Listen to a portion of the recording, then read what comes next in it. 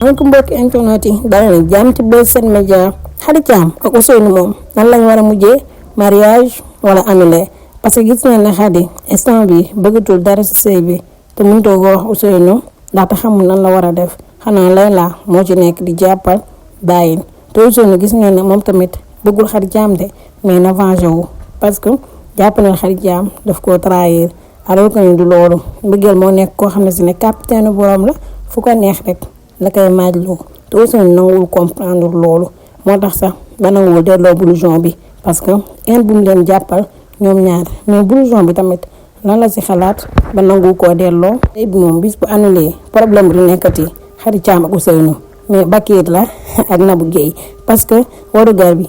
Bakir mi ngi ciy noos lu neex di ju dund tamit lu amul fenn. Sane Papa Ndiouga jamono ji jaaxle na xamul nan la war a def ak njabootam gi it mu nekk ci kawam rek di bëgg a rey ak Bambi mais ëtt Babel bi kan moo fa ëpp problème sax Khalil moom ndeysaan jabar ji la tal Fa Bintu goro bee koy bëgg a rey Sadikh moom ñu Awa Cheikh ñibbi waatee rek la lijjanti Nabou Guèye Fifi moo koy bëgg a rey Omar Thiam moom ndeysaan tëdd la tal bu so moom bu sañoon yaay ji ñëwaat Layla moom mi ngi ci musi si Khady Thiam ñëw na ko danduma kii jaan